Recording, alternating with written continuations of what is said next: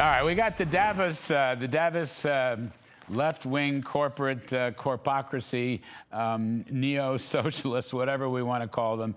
And by the way, it's a corrupt organization. They had to throw out the leadership and bring in new. I don't know if it's going to survive. Mr. Trump is going to Davos, so we will talk about it with John Carney, ace financial journalist, and E.J. Antoni, Heritage Foundation chief economist. Gentlemen, welcome.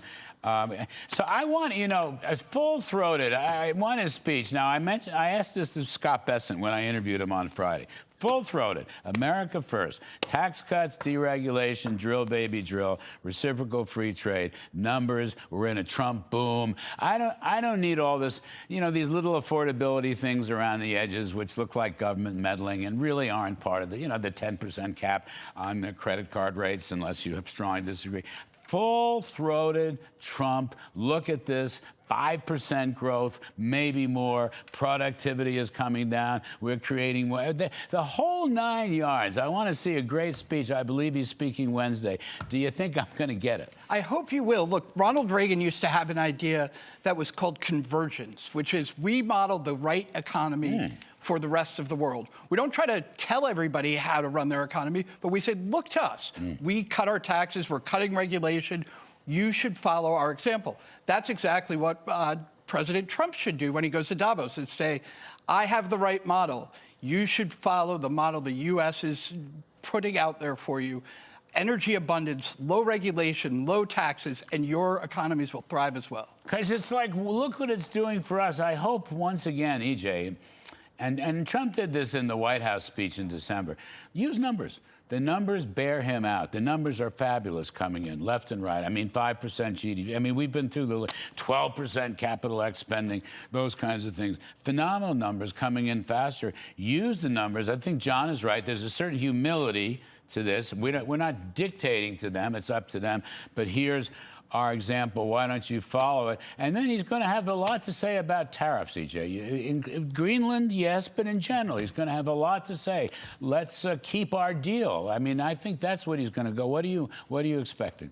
Yeah, Larry, I think that's right. But the thing I'm really expecting is that I think the posture he's going to take when he gets there, and that's one of strength, because we do have the hottest economy, as you're talking about, right? Whether it's GDP, whether it's productivity, those numbers are up. Oil production is up. Nat gas, what's down? Inflation. That's about it, right? Everything else is looking up. Investment numbers are looking fabulous for this year. They ended last year on a high note. So again, he's going into these negotiations, which is what this is, right? It's a negotiation. He's going into that with the strongest economy in the world, growing faster than China, for crying out loud. So again, he's approaching it from a position of strength, and that means he can really lean on the tariff conversation, I think, because he has even more leverage than he did a week or two ago, let's say. We got a deal on tariffs. They should keep the deal. It's basically 15%, I'm going to say generally 15% there. The Europeans are all aflutter about Greenland. They're going to lose that battle. They have to lose that battle. I mean, there's no question they're going to lose. I mean, Denmark, what did he say? 2 dog sleds. That's what Denmark has. And that's, is that a cheap shot? No, because that's basically the only defense they have against China and Russia. But I think tariffs, and I'll tell you what else, John. Energy diplomacy, energy. All of the greeny stuff, Europe, catastrophe. Right. Get rid of it. We will sell you all the natural gas in the world. We'll build natural gas terminals. Play ball with us. That should be part of his message. Natural gas, oil, installations, stop screwing around. We can do this. He could also explain to them what they're already seeing, which is when China realized that the U.S. was no longer going to be the dumping ground for Chinese overproduction, they turned to Europe. So he can deliver them the message, guys, you do not have to be the passive recipient of Chinese industrial policy. We said no to them. You can too. Join our side. Look, by the way, if you want to, I've heard people say, well, China will make a more reliable ally because they don't like Trump's tariff. Yes, good luck with that. If you want to go China's way, that's fine. You can choose that path, but it will prove disastrous for your society. Choose, once again, Europe is faced with the choice. Which side do you want to be on, the free world or the unfree world? And I think the Europeans will choose the free world. You want to hurt Russia? You want to hurt Russia and Ukraine? Play ball with us on natural gas and fossil fuels, right? Get the prices of these things down. It'll really hurt. Russia's the one that's being hurt. China's the one that's being hurt. Which side is Europe going to be on? You're exactly right on that point. Look, I don't want to obsess about this, but one more point. Europe's allegiance, Europe's sway on climate change caused them catastrophic harm. Their economies have not really yet recovered. Is that fair? I mean, you look at Germany and France and Britain, there's no Denmark. I mean, they have so much oil and gas and they wouldn't do a thing with it because of climate change. They are not yet recovered from that. I mean, high taxes is a killer. High regulations is a killer. But they lost out so badly on energy because they bought into the Biden climate change stuff and the UN climate change stuff and whatever. They got to change. I don't know if Davos is anything, but they got to do something. Well, Larry, if there's any kind of impetus for change, I don't think it's going to come from Davos for them, because who are the people who run this? They're the exact same ones who got Europe into this energy mess in the first place, right? Who said, no, get rid of your nuclear, use all this green energy technology that doesn't work, whether it's wind or solar, go be reliant on Putin for your natural gas, don't get any from the United States, and look how it turned out for them. I mean, and it's particularly hurt their manufacturing sector. You're absolutely right that it's hurt the EU economy broadly, but the manufacturing sector in particular has really taken it on the chin. And some of that is because obviously the energy inputs in terms of using energy as energy, but also you use things like natural gas to produce all kinds of chemical blend stocks. It's clean. Clean. Exactly. Clean. They even said it's clean. But the costs are 4x. But the costs are 4x in Europe, Larry. Can you believe that? 4 times what they are here in the United States for some of these chemicals. We can help them.